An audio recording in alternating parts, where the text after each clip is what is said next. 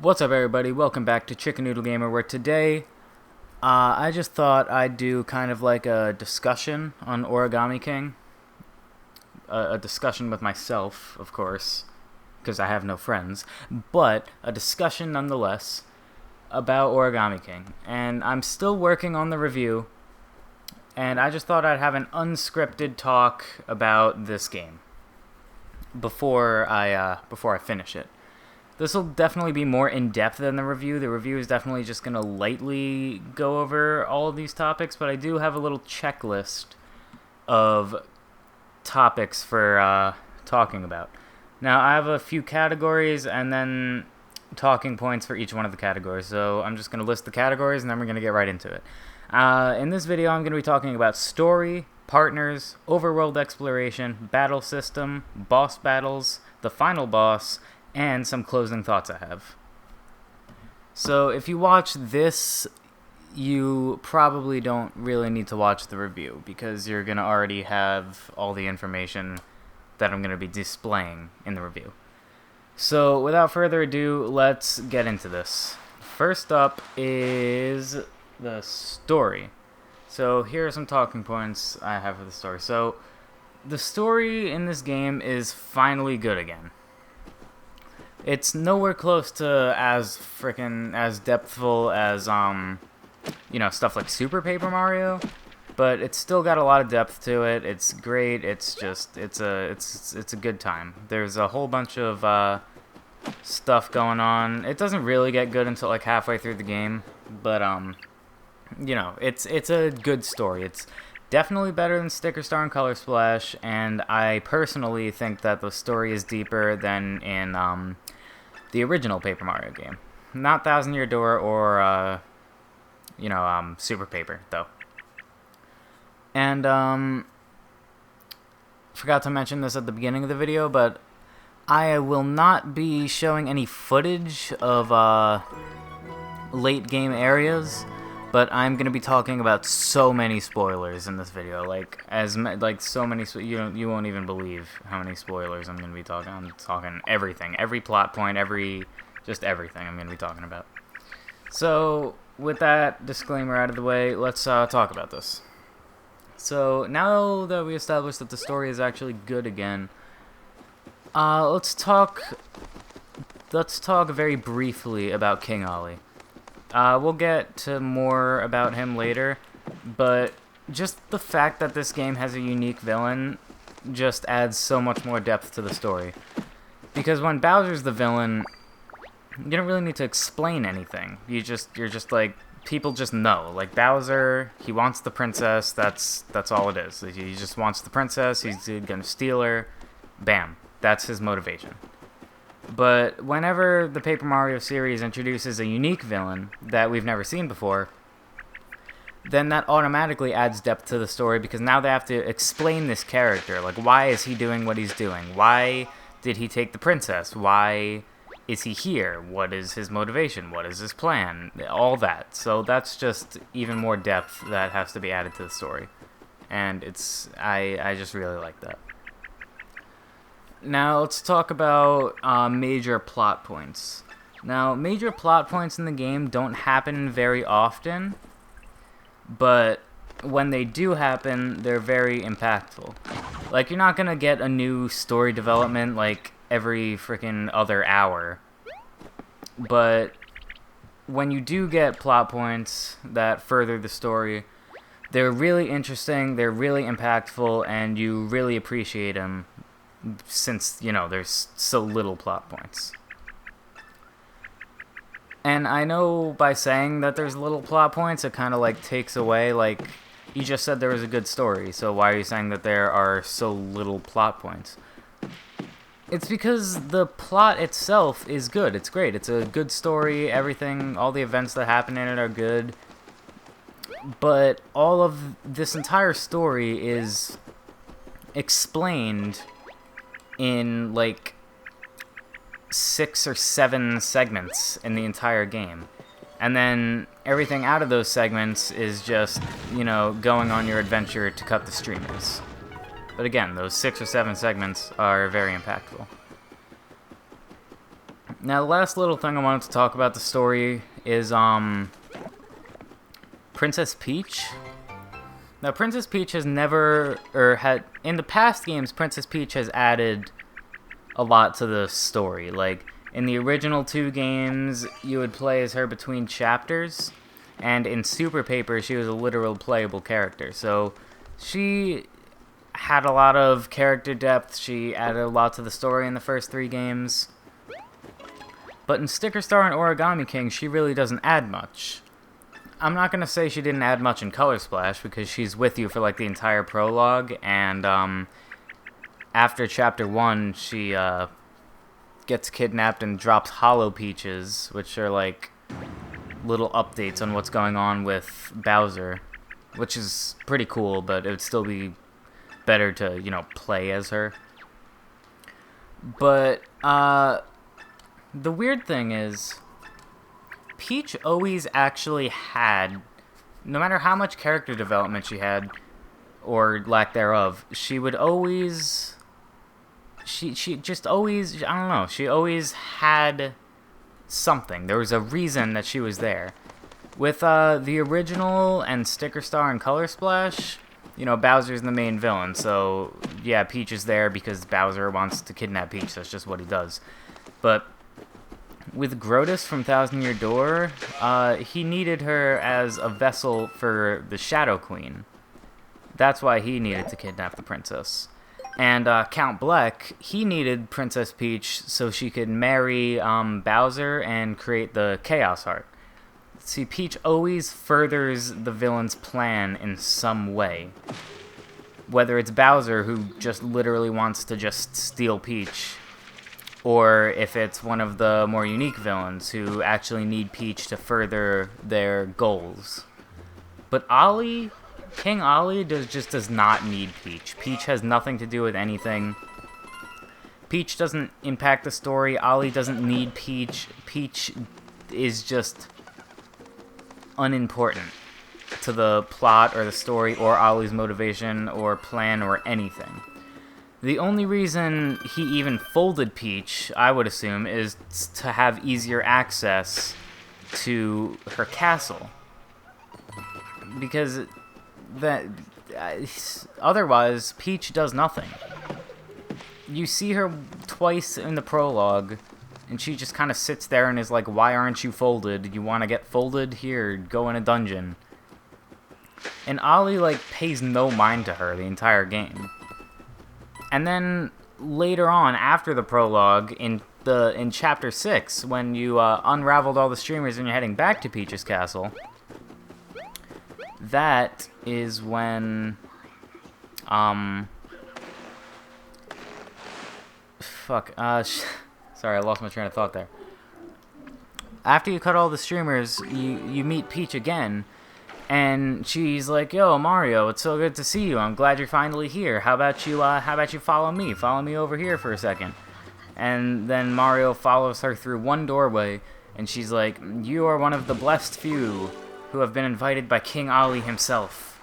And then we get this awesome cutscene of them refolding Peach's castle into an origami castle, which is just amazing. I love that cutscene so much. But after that, you run through the entire Origami Castle, not with Peach once. You expect to see Peach, like, the entire game. When you see that Peach is evil, she's, like, folded, she's all mind-controlled. You expect her to be a boss. I always thought, at least me personally, I always thought she would be a boss, like, right before Ollie, King Ollie. But no. Right before King Ollie, you fight a Stapler, which is the final member of the Legion of Stationery, and is also supposed to represent Ollie's guard dog. And by the way, I love how you finish off the Stapler with the thousand-fold arms. You literally crack it in half like you're freaking breaking its jaw, which is just brutal, and I love it. But you fight that Stapler, and you make it into Ollie's throne room, and you're like, yo, what the hell even is this? Where is the princess?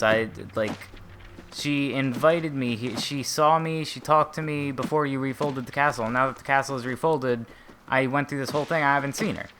And Ollie's like, yo, you know what? You're right. Here, look, take a look. And the camera pans up, and she's a wall.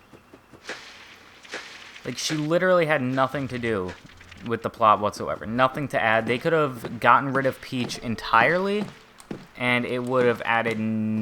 It wouldn't have subtracted from the story whatsoever. She's literally useless. Like, she talks to you in the beginning. She says, hey, you want to get folded? And you're like, nah, man. She traps you in a dungeon, and then you escape from the dungeon. She's like, yo, why aren't you folded, bro? And then you see her again at the end of the game, and she's like, yo, King Ali has invited you. And then, bam, she's a wall. Like, what is that all about? I just don't understand. I honestly think it's cool. It's a nice change of pace that Peach is unneeded in the villain's plan because she's always necessary in the previous games, but at the same time, make her do something. Peach doesn't do anything.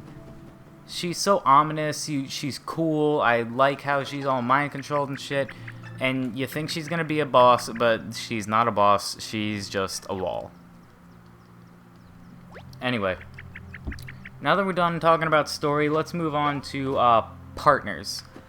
Now, there are a lot of partners in this game. I believe there's 9 of them, but only 5, I think 5, only 5 or 6 of them are actually impactful to the story.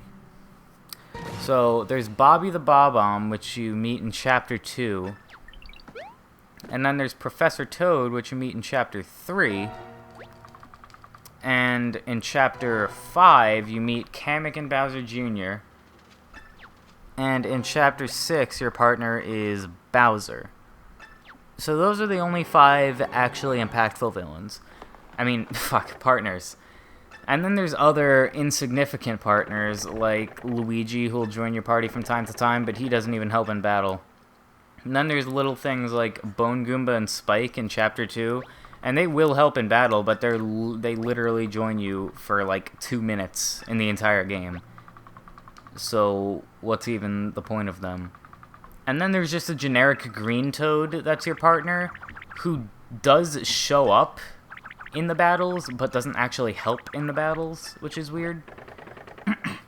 But even though there are more partners in this game than there are in the originals, I believe, only like half of them actually do something or are impactful for the story or stay with you for more than 2 seconds at a time. So essentially, then there's not a lot of partners in the game. Because technically there are more partners than the originals in this game. But in forms of impact, a lot of the partners in Origami King aren't impactful and they only stay with you for like 2 seconds, which kind of sucks. But the ones that are impactful to the story are amazing. And their role in the overworld. Now, in the original Paper Mario games, your partners would have a role in the overworld. They would have an ability that you can use and that would help you, like, progress.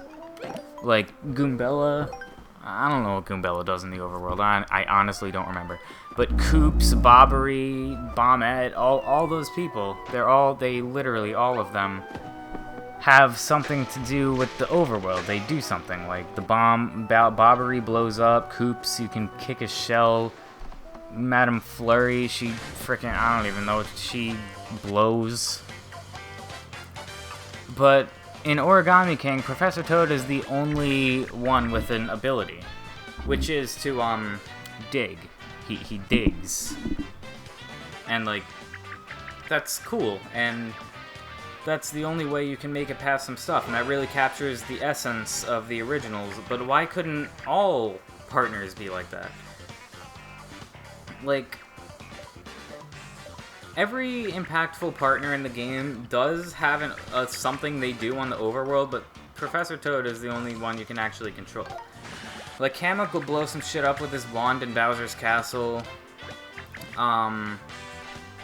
Bowser can, like, blast fire. He, like, blasts a rock to stop a bunch of Paper Macho soldiers in Chapter 6. And Bobby does something, and he is actually the next talking point. Bobby is by far the best partner in the game. character and impact-wise. Now, if you ask me about this, like when I was like 9, then I would probably say Kamek, Bowser Jr., and Bowser are the best partners, because I always had a thing for playing as villains and teaming up with villains. I always had a thing for that, and I still have a thing for that. I love when you get to team up with the main antagonist to take on a different antagonist. I think it's amazing. But at the same time, I can still appreciate when a character is better than Bowser. And that is Bobby. Bobby is just amazing. He's an amnesiac Bob-omb that you meet in the beginning of Chapter 2 while you're taking the tram over to, Autumn Mountain. And it's just... he doesn't add much to the story up until after Chapter 2. Like, he's pretty much just a character that adds some dialogue and plays off of Olivia for most of Chapter 2. But once you're done with Chapter 2 and you cut the blue streamer, you move over to Chapter 3 and you're like, I don't even know. You move over to Chapter 3 and he gets his memories back because he sees some fireworks. And he remains very quiet about what his backstory is, but then King Ali shows up in Sandpaper Desert. He tries to convince Olivia to join him and all that, but Olivia refuses because she is pure of heart and all that shit. And then Ali is like, you know what, fuck it. How about we crush you with a boulder? And he launches a giant boulder on Olivia, and she's just crushed. And then Bobby is like, yo, bro, Mario, I know what to do. And he takes you to a cruise ship, you get a mysterious box, and then you make it to, you make it back to Sweet Paper Valley. I think I said Sandpaper Desert, honestly. I think I said Sandpaper Desert earlier. It's called Sweet Paper Valley, actually. Yeah, so you went back to Sweet Paper Valley to the boulder, and Bobby whips out the thing. He whips out the box, and it turns out to be his dead friend's fuse from the cruise ship. And he's been keeping it as safekeeping. And he says that Bob-ombs always just want to make an impact. They always want to do something. They just want their life to matter, since a Bob-omb's life is so short. And then he proceeds to attach his friend's fuse to his head because he doesn't have a fuse, because it got knocked off when he got his memories lost. And then he proceeds to, you know, die, and he blows up the boulder to save Olivia. And you wake her up, she's like, yo, that was pretty cool, there was a big explosion, I'm saved, but where's Bobby? And then she proceeds to, again, have a mental breakdown because she realized that one of her only friends, Bobby, sacrificed himself for her, and she just goes into a cave and cries. And it's something. It sure is something. Because even in the originals, they never did something that, like, emotional. They, honestly, I don't think any Paper Mario game, for that matter, has ever killed off a main character permanently. I think at the end of Paper Mario, like the original, you beat Bowser and then the Star Spirits just, like, go home. And in Thousand Year Door... protagonist. They don't kill off a protagonist permanently. I don't know if I said that. I think I just said character. All the time they kill off antagonists permanently. But, no, they never kill a protagonist permanently. So in Thousand Year Door, they don't do anything like that, as far as I remember. Not sure. And in Super Paper Mario, Tippy, just goes to, like, some remote fucking universe and lives with, Count Bleck, aka Bloomier, for, like, the rest of her life or existence or whatever. And, you know, good for them. And Sticker Star, sure, Kirsty sacrifices herself at the end, but nobody cares because Kirsty's kind of a bitch. And not to mention, after you beat Bowser, she is just instantly revived. And yeah, nobody cares. And Huey, Sticker Star, Color Splash, Huey the fucking paint can. He's amazing. I love Huey. He's my bro. He's Mario's bro.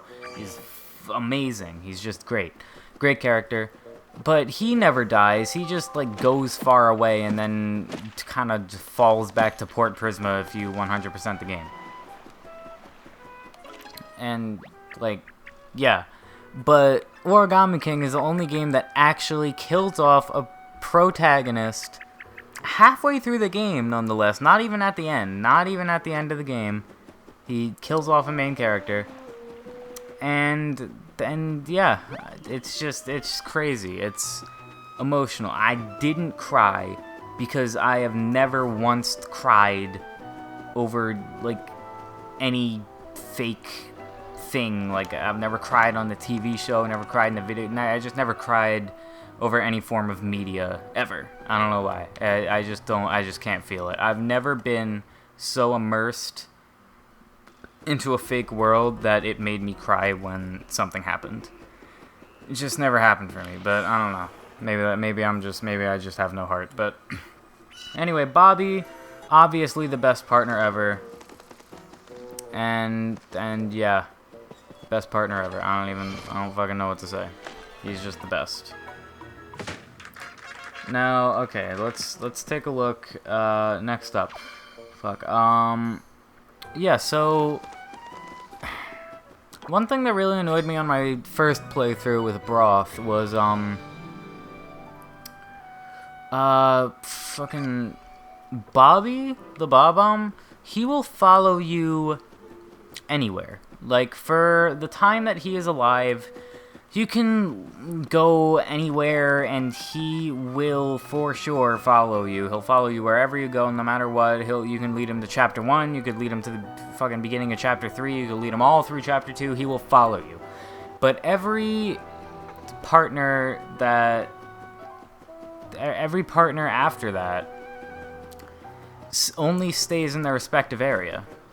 Like, let's see. Professor Toad is scared to leave the desert. He just feels more comfortable in the desert. So you can only be with him in the desert. And speaking of, Professor Toad is the only partner that never goes away. Like, Bobby blows up, Kamek and Bowser Jr. disappear at some point. The only reason Bowser never goes away is because he's your partner at the end of the game. But you can always, for the entire game, even after you beat it, you could just go back to Scorch and Sandpaper Desert and all that shit, and you could just have Professor Toad. And it makes sense because he's the only partner with an actual overworld ability, and if they took that away, then it would, like, eliminate some of the 100% completion that you need to do. But anyway, back to my point. Professor Toad never leaves the desert, and Kamek and Bowser Jr. don't leave Shangri Spa, and Bowser doesn't leave Chapter 6 because pipes are Mario's thing. When he's folded up, he says that, and when he's unfolded, he says that. When he's unfolded, it makes sense because he literally, like, can't fit in the pipe. But when he's folded, he can fit through the pipe. He does go through pipes in the Origami Castle, yet pipes are Mario's thing, and not his. So, I don't know. It doesn't make a whole lot of sense to me, but again, why would you... it would be pretty cool to have Bowser follow you to literally any area in the game, but it also makes sense why they didn't do that. Anyway, while we're on the topic of Bowser is hilarious. Literally any Paper Mario game ever. If you play any Paper Mario game, Bowser is like the highlight. Bowser has always been hilarious. He's always had this personality, just this goofy bullshit personality, and I just love it. He's hilarious. He's super funny in Origami King, and he doesn't talk in Sticker Star, which is another reason why nobody likes Sticker Star, because he doesn't talk. He acts like Bowser in the mainline games, where he says fucking nothing and contributes nothing and is just a big bad roar man who roars sometimes and steals the princess. Stupid. But anyway, back on track. For now, I'm done talking about partners. Now let's get to overworld exploration. Exploration in the overworld is just so fun. The collectibles are really nice to get, but it's disappointing that 95% of the time, the only thing you're going to find in a treasure chest is a collectible treasure. And the collectible treasures are nice to have, but some of them are stupid. Like, I think there's 120 of them in the game. I could be wrong on that. And, a lot of them aren't anything. Like, some of them are, like, characters, and that's cool. I can get a Luigi statue, a Bobby statue, a Kamek statue, a Bowser Jr. statue, a Princess Peach statue after you beat the game. But then there's, like, a plethora of stupid statues. Like, you can get a statue of a bush. You can get a statue of some buckets. You can get a statue of a rock. Like, it's cool to get the statues that are cool, but then you get a statue of a rock, and you're like, what the fuck? Why did I open this chest just to get a rock? And while we're on the subject of statues, can we just go to statue number 69? In the hotel in Sniff/Shroom City, in like Luigi's room that he rented or rented out, I don't fucking know. If you go into the bedroom, there's a chest there, and you pull out a statue. It's statue number 69, and it's like a fucking dildo. It's a statue of the 4 towers you need to pull up the Temple of Shrooms. But just the way they did it, since it's number 69, since it's like in a fucking luxury bedroom, there's no way that it wasn't intentional. That's all I'm gonna say. And last thing about overworld exploration is Mario moves really, really, really slow. Like, it would annoy some people more than others. I'm not really that fazed by it, but every once in a while, it's kind of annoying. Like, in Sticker Star and Color Splash, it was easy to move around the world because of the world map. And Origami King brought back the Connected World, which I love. But since Paper Mario just walks so slow, if I'm, like, at Overlook Tower in Chapter 1, and I want to get to Toad Town, the best thing I can do is, like, go halfway down the mountain to make it to the fast travel pipe, and I just walk so slow, it can be tedious sometimes when you're trying to backtrack. But and the thing that just makes it even more tedious is Toad Town literally has a cafe that sells, like, some juice that makes you faster, but you can't save it and choose when you want to drink it. You buy it, and then you drink it, and then you are fast for like 20 seconds only in Toad Town. So it's like they thought of it, they know that you walk slow, and they give you something to fix that problem, but it can only be used for 20 seconds in Toad Town, and you can't choose when to use it. You buy it, you use it, you walk fast for 20 seconds, and then you're done. It's just not helpful. Anyway, that's all I have to say about overworld exploration. Aside from collecting toads is really fun. I really like collecting toads. And yes, there is actually one more thing I have to say. A lot of people get mad about the generic toad designs. And I'm just mad about that because generic toad designs, sure, it was a valid complaint in Sticker Star. It was a valid complaint in Color Splash. But it's not a valid complaint in Origami King. Because in Origami King, the generic toads are not characters. I repeat, the generic toads are not characters. They are collectibles. You find them scattered across the world, you hit them, they say one thing, and then you never deal with them again. They are not characters. And there are like hundreds of them scattered through the game. So for people who want a unique design they want over 100 different unique designs for these generic toads that are collectibles and not even characters. It's just, you can't ask that of a development team. Nobody can make that many unique designs, especially when they're not even allowed to make unique designs for the characters. And the toads that are important to the story have different clothes, they have their own unique look and personality. So I don't see why everybody is still mad at generic Toad syndrome. I was mad about it in Sticker Star and Color Splash just like everyone else, but in Origami King it's just not a valid complaint. Anyway, let's move on to the battle system. Okay. The battle system is very, very innovative, but it is wavy. Like, the difficulty is so weird. It starts out, like, in literally all of the first chapter is just mind-numbingly, stupidly easy. You could figure it out in less than a second. You're never gonna get hurt in any battles, like, whatsoever in the first chapter. But then you make it later in the game. Like, I honestly think the difficulty starts picking up in chapter 4. So pretty much the entire second half of the game has extremely challenging puzzles. Like, it goes from stupidly easy to impossibly hard. Like, there are, like, I'm not gonna lie to you guys, I've beaten this game 4 times, and there are still some puzzles I have yet to figure out. That's how hard these puzzles can be. And I actually really like the battle system. A lot of people say they got bored of it. Like, halfway through the game, they just really started to avoid them because they were bored of the battle system. I never felt that way. After beating the game 4 times, I am still not bored of the battle system. Still. And maybe that's just because I have a hard time getting bored of things. It's possible. I don't know, honestly. I don't fucking know. But I never got bored of the battle system. I loved solving the puzzles, and I actually like the puzzle. I like how if you solve the puzzle properly, you're just gonna wipe them out instantly, and that's gonna be the end of it.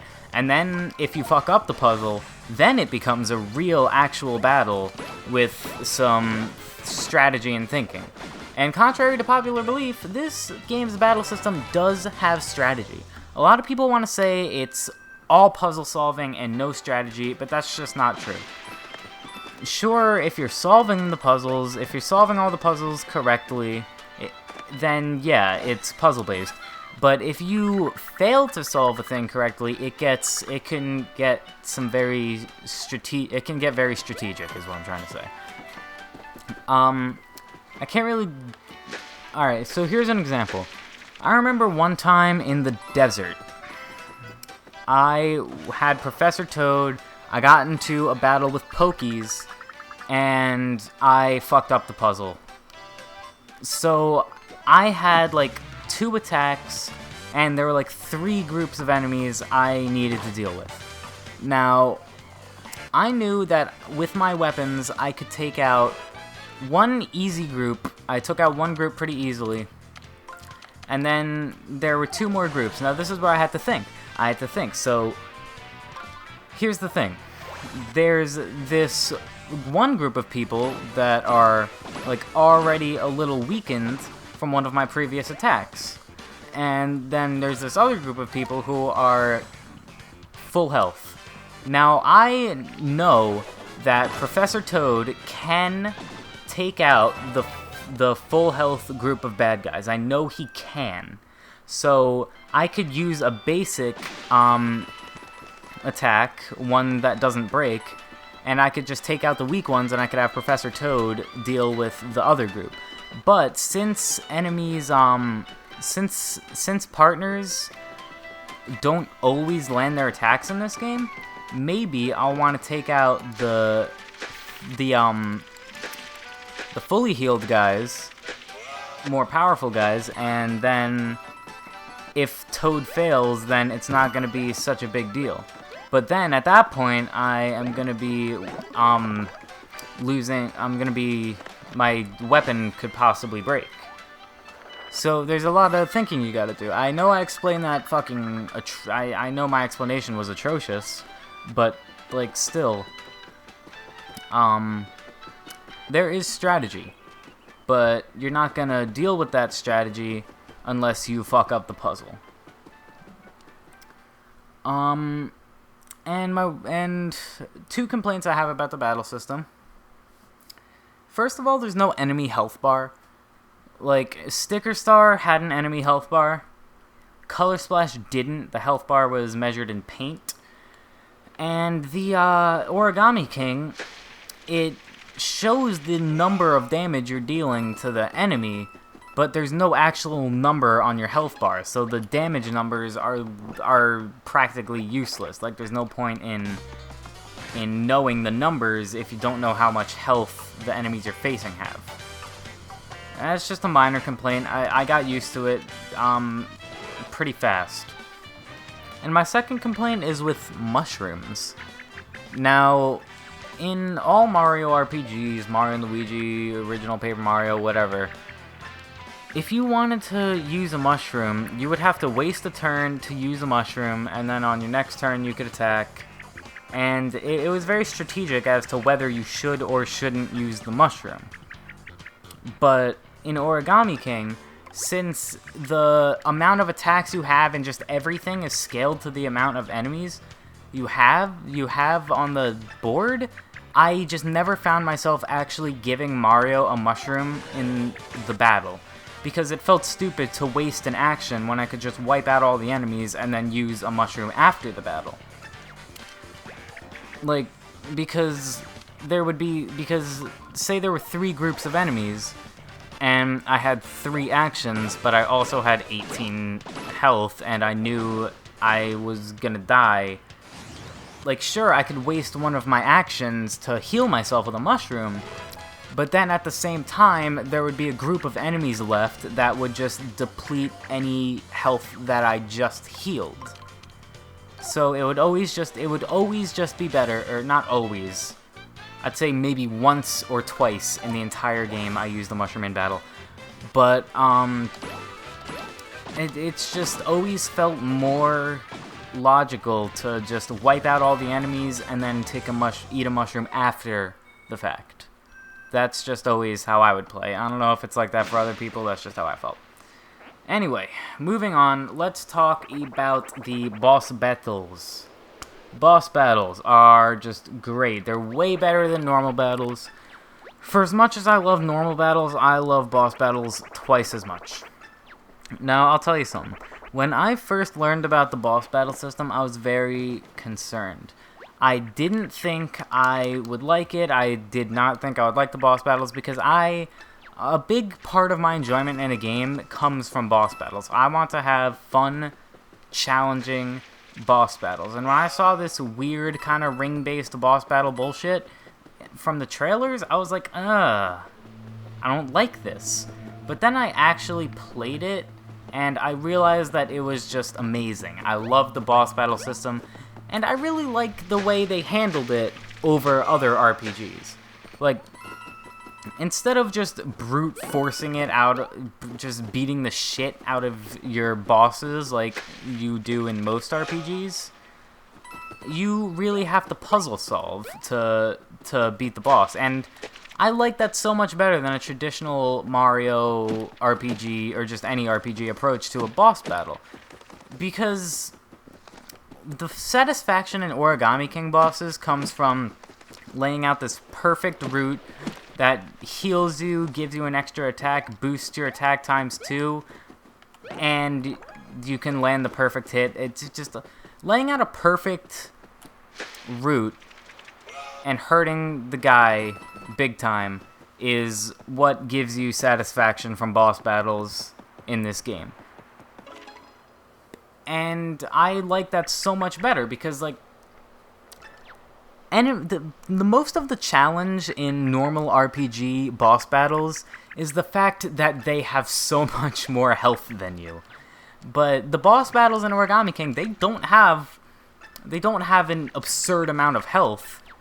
The challenge comes from finding a way to hurt them, not hurting them. I know I said that weird, but like, I just like that way of boss battles so much better than normal RPGs, because in normal RPGs, you're level 14, the boss is level 14, but you have 52 health, and the boss has 1,500 health. It just doesn't make any fucking sense. But in Origami King, it just works so much better. Anyway. It plays like a board game, kind of. Like, you have to plot out a path for your character to run and just make it to the boss perfectly. And that's pretty cool. And, you know, the boss actually has a health bar, something that was only taken away in Color Splash. But it's weird that the boss is able to have a health bar, but normal enemies aren't. That's what I never understood. But, that doesn't matter to me. At least the boss battles have health bars. That's all I gotta say, at least. And the weaknesses are really fun to figure out with the boss battles. Like, figuring out a boss battle's weakness is really fun. But then, at the same time, upon replaying the game, boss battles are a little less fun because you already know what you're trying to do. Like, most of the fun in the boss battles comes from grabbing the hints and slowly piecing together the solution to beating that boss. Which is fun on the first time, but then you're replaying the game, and you're like, I know what I'm trying to do, I don't want to go out of my way to get any hints, and I just know what I'm doing, and I'm going to do it, and everything just becomes a lot easier. But the Legion of Stationary, let's talk about them for a second, right? The Legion of Stationary, it is a 6-member legion of art supplies that guard each streamer and Ollie's throne room. Now, me, just like everyone else, first saw this in the trailers and was like, what the fuck is this bullshit? Why are the main boss's office supplies? Just did not make sense to anybody. It just seemed lazy and stupid.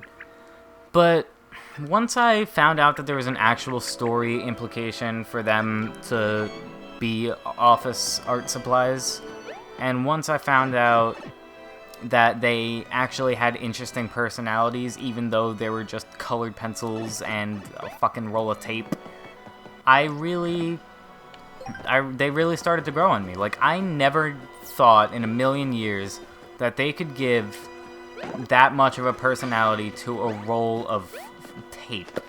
That roll of tape has so much more personality than it deserves, and it's crazy. Anyway, and breaking the streamers. Let's talk about breaking the streamers. When you beat a chapter boss, you bust the streamer, and it's just so satisfying to see. Like, okay, I'm gonna go off on a little tangent here, but satisfaction levels from completing a chapter in Paper Mario games are not that high for me. Now, okay, so my opinion on the first game. Getting a Star Spirit is kind of gratifying, but I just don't like the fact that it's like, that you get like a card, and that card kind of summons the Star Spirit. I didn't really like collecting the Star Spirits, I'm gonna be honest. Maybe that's just me, but I did not feel satisfaction from getting the Star Spirits. Nor with the Crystal Stars. Like, Crystal Stars are like the same thing as Star Spirits, except the Crystal Stars don't talk to you. So they're like even worse. And the Pure Hearts in Super Paper are even worse, because the chapters in that game are pretty short. They're 4 levels long. Like, the chapters in the game can be lengthy because Super Paper Mario just has a shit ton of filler. Just so much filler is in that game. That game is such a short game, and it still has so much filler just to pad out playtime. And it's annoying. And collecting a Pure Heart, it's less satisfying than the Crystal Stars, which is less satisfying than the Star Spirits, which already isn't really that satisfying to get. And then we move on to Sticker Star, and Sticker Star, God! Sticker Star is the least satisfying of any of the games. Because the Sticker Star is just such a short game. Every Paper Mario game is known to be like at least 20 hours long, at most 40 hours long. And that's just, and like, it took me 45 hours to beat Thousand Year Door, I'm not even gonna lie. But Sticker Star, my first playthrough, it took me 15 hours. It's such a short game. 15 hours to beat Sticker Star. And when a chapter is so short, the only actual chapter with depth to it in Sticker Star is Chapter 3. And I don't even feel right calling them chapters because they're just worlds. Because Sticker Star is such like a fucking just a normal Mario game instead of a Paper Mario game. And I think that's why people hated it so much.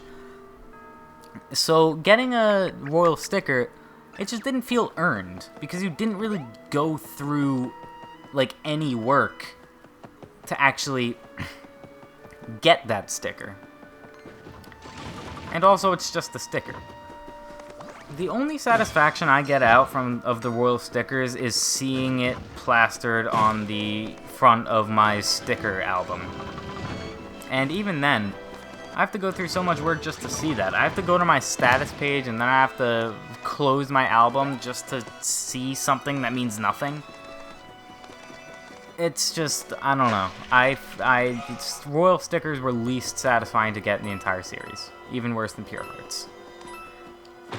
Big Paint Stars and Color Splash, they are also, they're pretty satisfying. I like getting the Big Paint Stars. It's pretty satisfying because you beat a Koopaling and then you get a Pure Heart. You get the Big Paint Star, you wake it up. It gives you that little chime kind of thing where it's like, yo, you got this. And then it soars you back to Port Prisma and it fills in a gigantic colorless spot that helps you progress. And then it gives you a little snippet of what happened before you arrived at Port Prisma, which slowly adds to the story that the game doesn't really have much of, which I really appreciated. But I feel like cutting the streamers is the most satisfying thing, or ending chapter thing to do in any of the Paper Mario games, and here's why. It's so short, but it's so simple, but it's just so gratifying because since this game has such little chapters, they really put so much work into each one of the chapters. It's so long. It literally took me 6 hours to beat the first chapter, while Super Paper Mario and Paper Mario Sticker Star, the first chapter took me 1 hour, 1.5 if I'm being generous. So when you go through all that work just to finally break the streamer, and then you bust it, and here's a quick recommendation to people who haven't played the game or haven't beaten all the streamers or whatever. Make it dramatic. Like, it's just that it's just that much more satisfying when instead of just mashing the button as fast as you can and then just breaking that spool.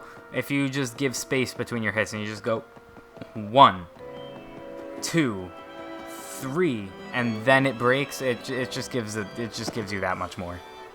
But then once it breaks, you see the spool glow, and then it explodes into a big puff of fucking confetti. And it's a beautiful sight to see. And then you get to see the streamer quickly trail from the source back to Peach's castle, and then it snaps off. And Mario and Olivia do a little high five as the splash screen or something is like, congratulations, you cleared this colored streamer. And then you see that colored streamer confetti. Like if you cut the red streamer, a shit ton of red confetti, blue streamer, blue confetti. There's a whole bunch of colored confetti get sucked into your confetti bag. And then another little thing pops up and it says max confetti increased.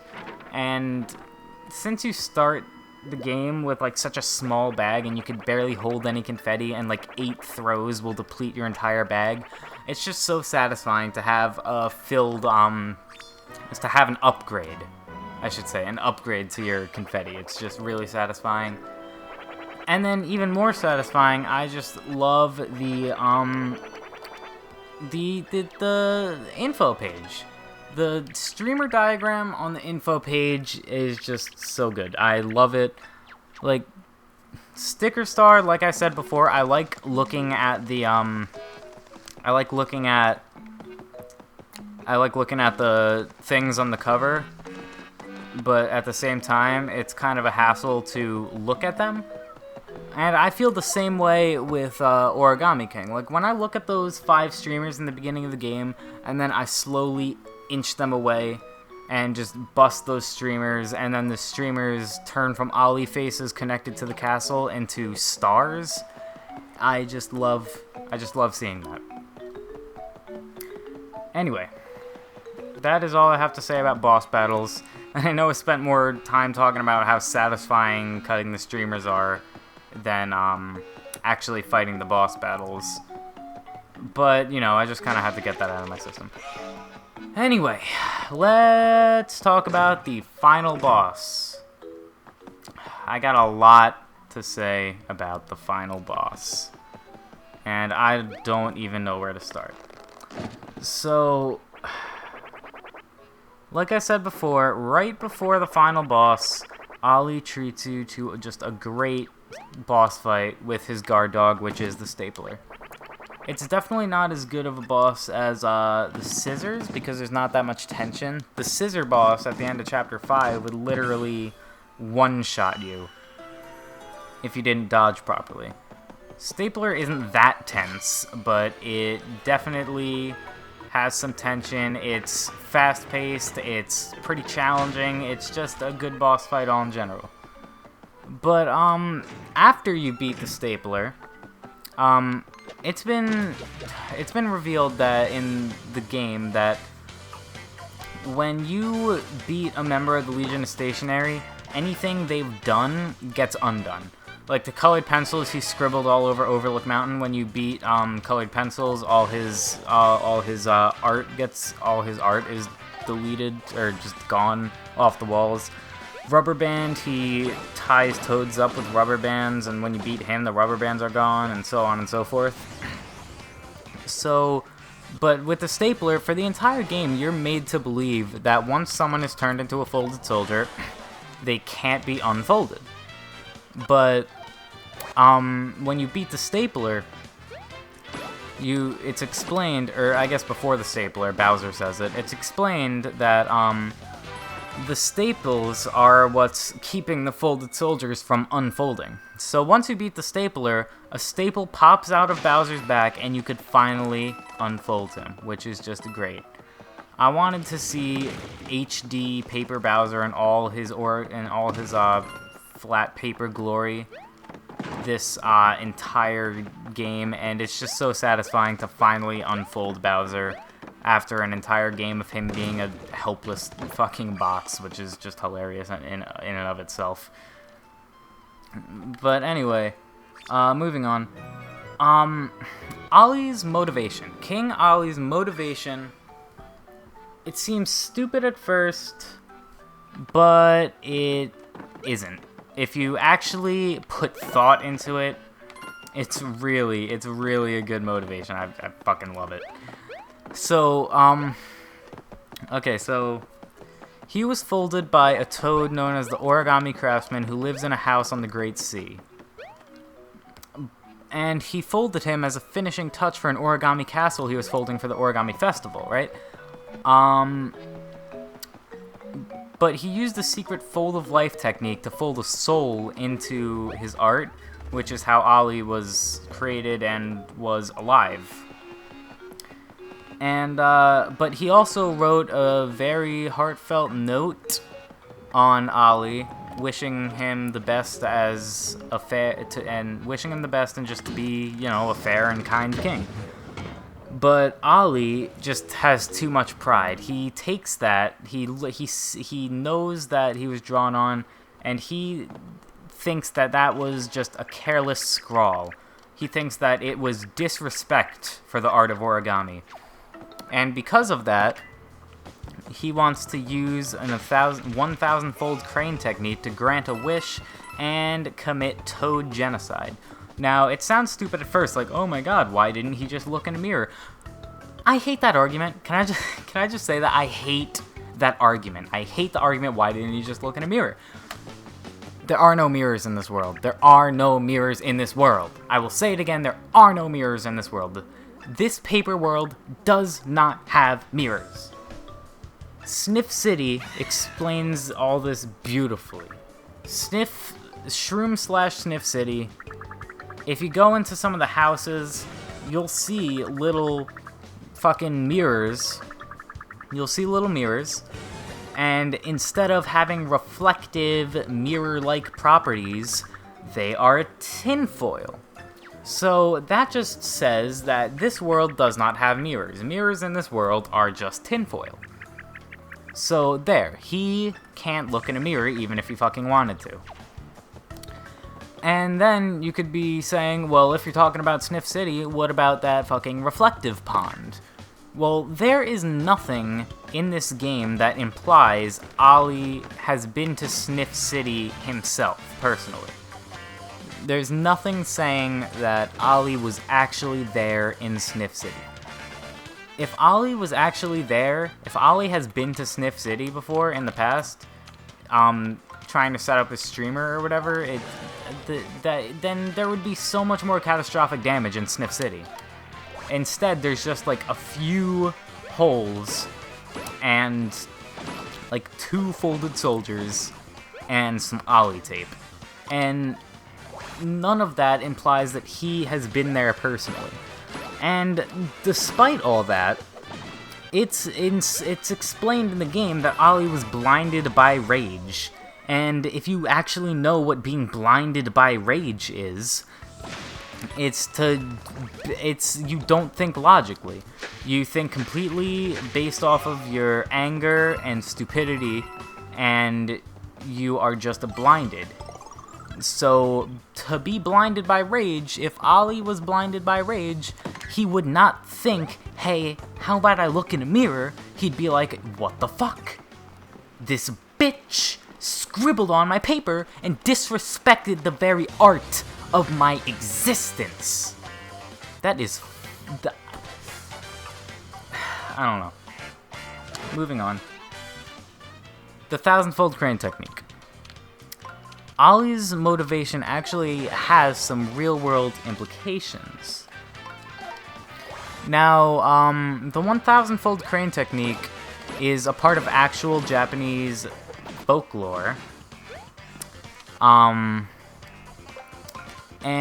it's where if you have the patience to fold 1,000 origami cranes or whatever, you get a wish granted. And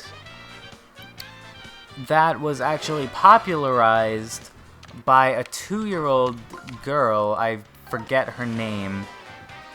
I think it's Sadako Sasiki. I'm not completely sure on that. I don't remember the name, but it's a 2-year-old girl who got radiation poisoning from the bombing of Hiroshima.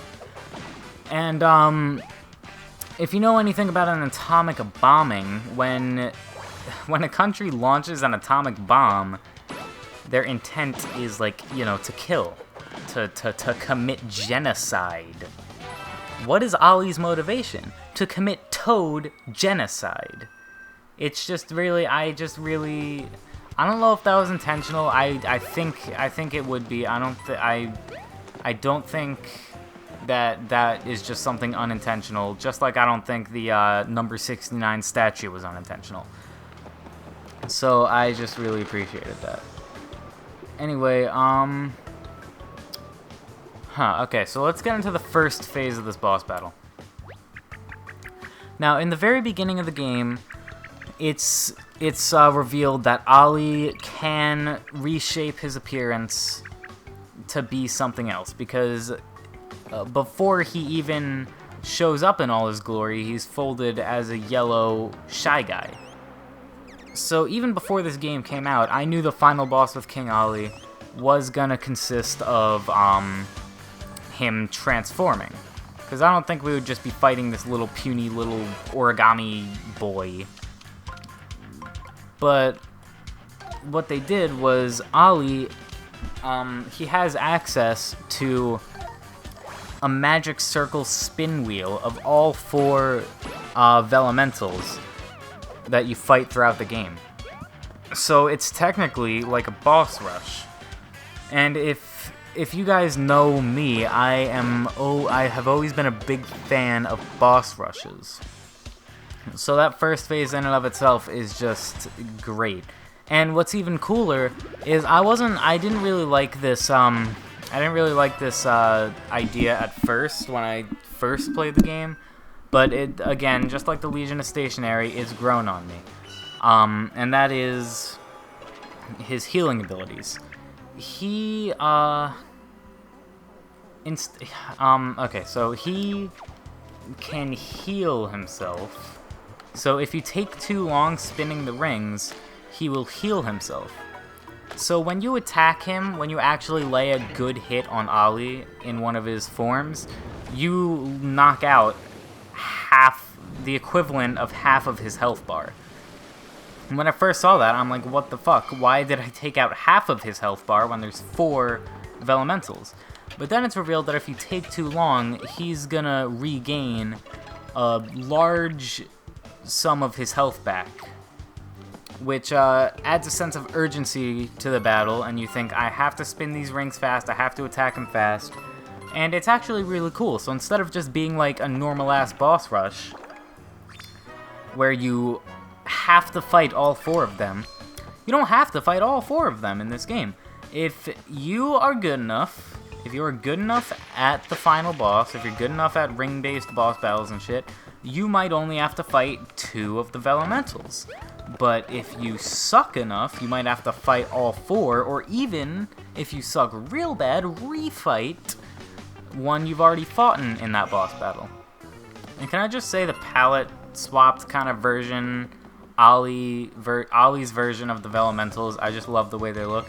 But honestly, I really like the first phase of the boss. And after that, it gets even better, honestly, in my opinion. Like, every final boss of Paper Mario, like, ever, has always had a second phase. It's just, like, a thing. And Origami King is no different. But the difference comes when they trick you. Like, I was, like, literally, I'm usually not easily fooled. Like, when a game tries to make you think it's over and then it's not over. But this game got me. They go all out. After you beat the first phase, they go all out with this sentimental Olivia talks to Ali bullshit. And I was legitimately concerned in this whole thing. I was like, wait, this can't be it. There has to be a second phase. And then, yeah, like, this conversation between Ollie and Olivia goes on. Like, Ollie's like, you fucking bitch, you surpassed my superior folded paper. And Olivia goes on, and, you know, Ollie rebels, he doesn't want to listen to her. But then she brings up love, and that really sets Ollie off. She's like, origami is love for paper and shit. She says something like that, something sappy like that, and then that just makes Ollie just fucking freak out. He's just like, love? Was there love in the heart of that toad who fucking scribbled all over me? And then he's like, you know what? Fuck you, Olivia. I folded you too pure. I did too good of a job. He said he did too good of a job holding Olivia, where she became so pure, she wouldn't even fucking follow his commands. His evil commands. And then he goes psychopath and turns into a sumo wrestler origami guy, and he just looks so stupid. But then Bowser is like, it's like he's finally had enough. He's like, what the fuck? What are you doing? This is some bullshit. I'm taking you down. But Olivia's all like, yo, this is a realm of pure origami. You're not gonna stand a chance. So then she folds Bowser into one of these sumo wrestlery fucking guys, stupid looking piece of shit. And then Bowser and Ollie sumo wrestle each other. And you have to run around the arena behind Bowser and use your thousandfold arms to tap the table and give him the advantage. And I really like this, but I was going to be disappointed if that was the second phase. Because the first phase at least had some challenge. It wasn't the hardest boss in the world, but it had some challenge. But the second phase was just not challenging. You're pretty much just button mashing the majority of the time. That's all you're doing. And you're just button mashing. And when you're not button mashing, you're just doing some very light platforming, trying to jump over origami shurikens. And it's a really cool boss, like, visually and, like, conceptually, but I just don't like the second phase from a gameplay standpoint. There's just not a lot of depth to it. It's not challenging. There's just nothing going on. So you beat him. Bowser throws Ollie off the edge, and he dies. And yeah, he dies. But plot twist, he doesn't die, because actually there's a third phase. And this third phase is great. They bring back the ring, but it's like Olivia makes a gigantic magic circle.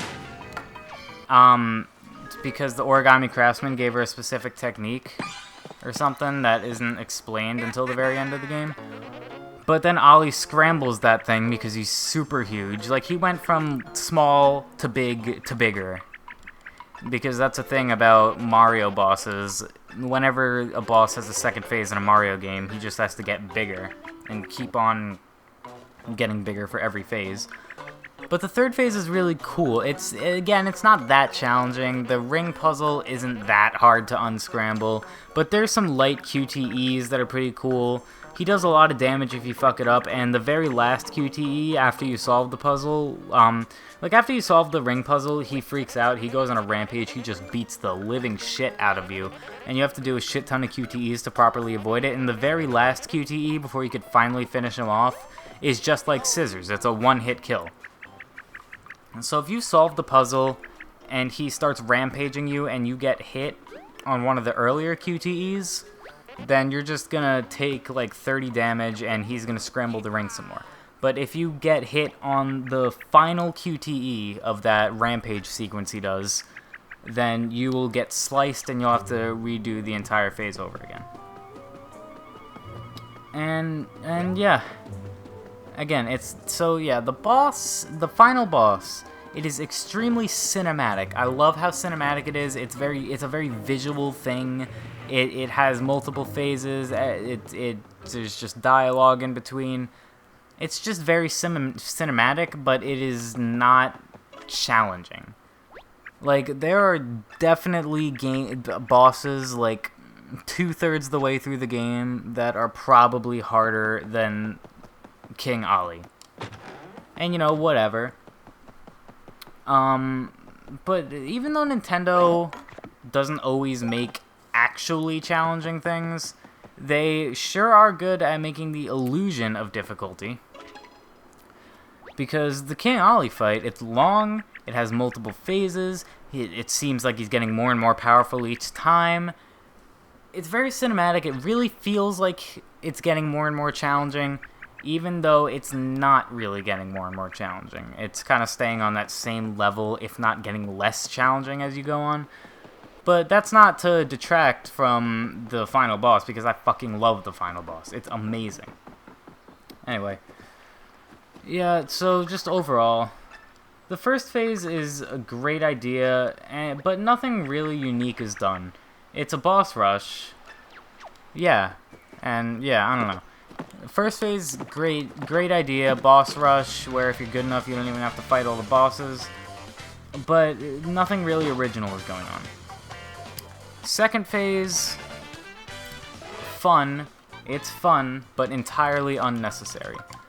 I have a feeling the only reason they added it is because they wanted to have Bowser actually do something. And I'm glad they added it. I'm very glad they added it. But it's unnecessary. And the final phase puzzle is again too easy. I died once in the final phase, and then I solved the puzzle almost instantly afterwards on the second try. But, good thing, Nintendo finally learned how to make good endings again. What a relief! Now, okay, yeah, let's talk about that. So, I'm not gonna go totally in-depth about the ending, but basically, Ollie is about to die, and he just wants Olivia to read him what was written on his paper so we could have one final laugh before he, dies. So Olivia fucking reads it, and it's like, she reads it to Ollie, and it's like, I hope you be a fair and kind king. And Ollie's was like, oh shit, I've been a terrible king. So before the final boss, even starts, Ollie says that he has 999 cranes folded, and when he kills Mario, he's going to honor his paper by folding him to the 1000th crane. But afterwards, once you beat the boss, he requests he asks Olivia as a dying request to fold his paper into the final crane and make a wish, and that he's sorry for all the pain he's caused and for roping Mario and Princess Peach into his ambition and plan and shit. And so Olivia does so, and she wishes that all origami folded by King Ollie is undone. And that includes Olivia, because the origami craftsman didn't fold Olivia, Ollie folded Olivia. And a lot of people complain, they're like, why didn't she just easily reword the wish to make her stay alive? But I honestly don't think she would want that. She wanted her sacrifice to make an impact. I believe that she didn't want to live in this world without her brother. Her brother created her. Her brother had love in his heart trying to make her. And now that her brother is dead, she just wants to fix everything and follow him to the afterlife. That's what I believe. That's what I think was the reason she didn't reword the wish to stay alive. But then after that, the 1000 cranes create like a fucking Dragon Ball spirit bomb around the origami castle, and then return it to its rightful place as Peach's castle. And then it pans to all the main characters: Mario, Luigi, Peach, Bowser, Kamek, Bowser Jr., just all the main characters. They're all just sitting there, having a good time and all that shit. Except they're not having a good time. They're lying on the floor, like passed out almost. And then it pans to nighttime, where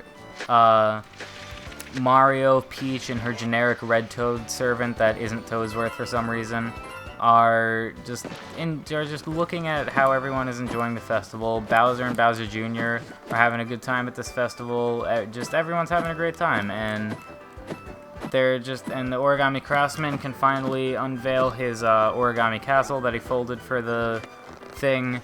And if you get the 100% ending, there's the origami craftsman, after the credits will come over to the origami castle and put a chibi, non-sentient version of Ollie and Olivia on the top of the castle, which I thought was pretty nice. And that's just a really interesting ending, and I really like the ending. And that is just, the thing is, that's if you compare that to the Color Splash ending or the Sticker Star ending, they have some similarities, but Origami King just does it so much better. Like, in Sticker Star, Kirsty sacrifices herself to make Mario more powerful, but then is immediately wished back, and they have the Sticker Fest again, and Kirsty is alive this time. But then Bowser tries to do the same exact thing he did in the beginning of the game, and Kirsty just bitches him out, and then they have a nice laugh about it, roll credits. Pretty stupid. Color Splash, I think, had a worse ending than Sticker Star. You repaint Pete, okay, so hold up, let's start it. The entire game, it's pretty much, it's just implied, it's explained that the black paint possesses you. Bowser had no evil intents in this game, Bowser himself. He just got possessed by the black paint, and the black paint made him do a shit ton of evil things. But despite Mario and Huey knowing that, they still proceed to drain Bowser of all his color and fucking kick him out of his own castle, even though he has no idea what's going on, and he did nothing wrong in this situation. And then, at the end, when Peach has the fucking audacity to look at Bowser suffering in the sky on his airship, and she's like, oh, I hope he learned his lesson. Bowser didn't do anything. It was the black paint. There's no lesson to be learned here. What's the fucking lesson? Don't try to get a rainbow shell, because that's all the turtle wanted.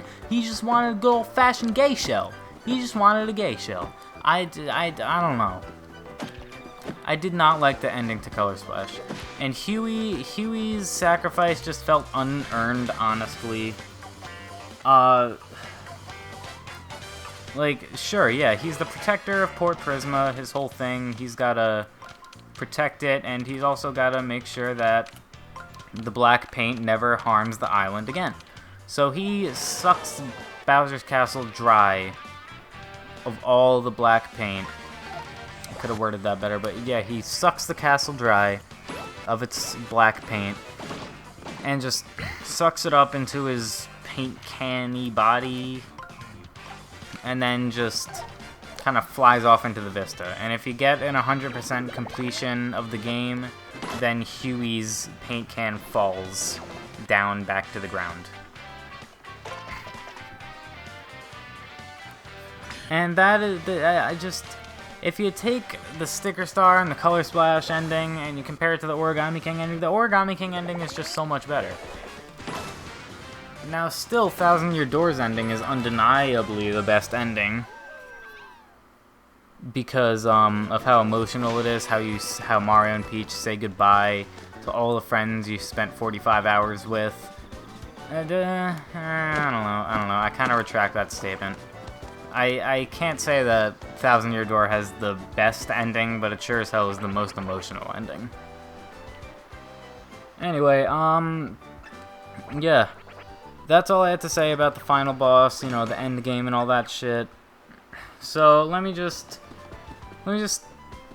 here, okay, final section, closing thoughts. Let's talk about this. My throat is getting really dry, and my mouth is too from all this talking I've been doing, so I'm just gonna try and wrap this up real quick. So, okay, I got 4 things left on the list, so here we go. So, it's an overall good game with minor flaws that will definitely send the hardcore original fans into a fucking frenzy.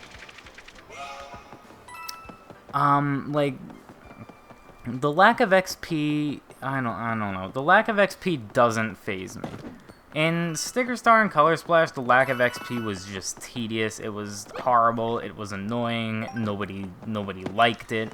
But Origami King takes that lack of XP system and does it right. Because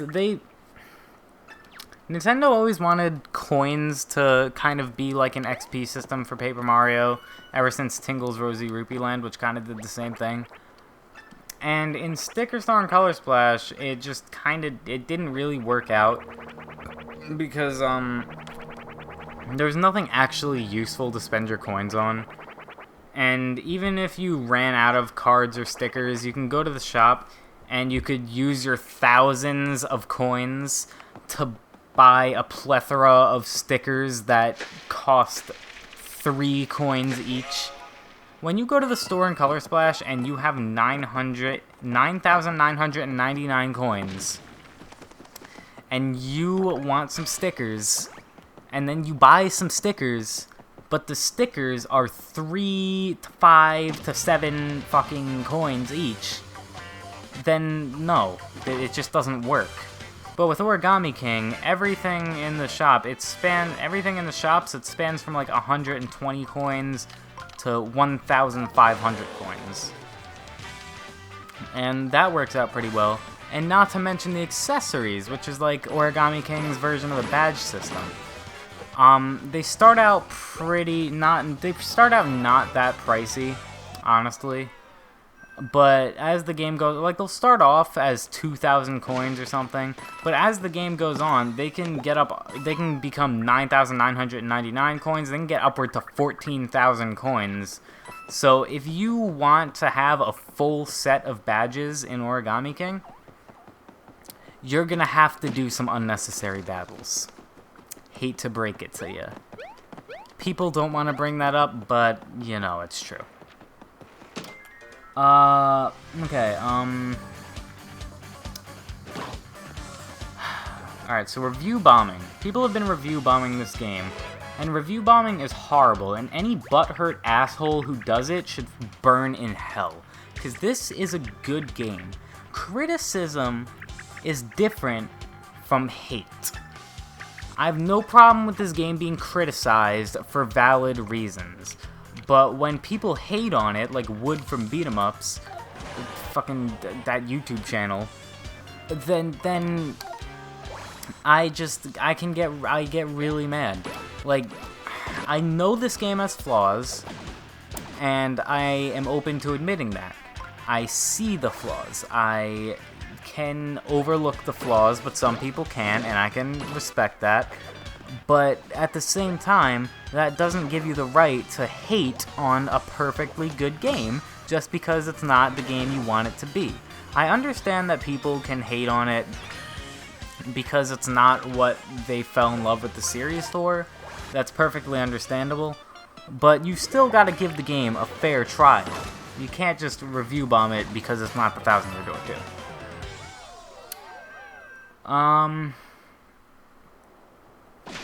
Yeah, honestly, yeah. I think that's it. I literally have nothing else to say.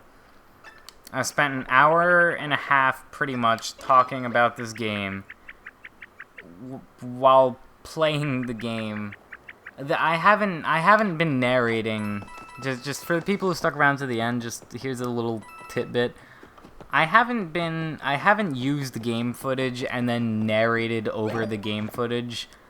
I am currently playing this game while also talking, which is why I lose track of what I'm saying sometimes throughout this video. Like here, let me read what's going on right now. Cheers, Mario. That was a right proper swing of the old hammer, innit? Swing like that, a bloke would assume you're wearing some of them fancy accessories. Of course, I don't need to tell you about pressing plus to open the menu to equip accessories, do I? So, there's that. I was not narrating over game footage. I was playing a game and also talking about it simultaneously while also looking at my phone at a list and just, I don't know. I just thought that was would be fun to know, fun thing for you guys to know. Anyway, I have covered the entire list. I have every last talking point in every last section. And stick around to see the review, which is probably just going to be a dumbed down version of everything I talked about here. And I have such cotton mouth, even though I'm not stoned. And I just need to go and drink a bottle of water. So I will see you guys in the next one.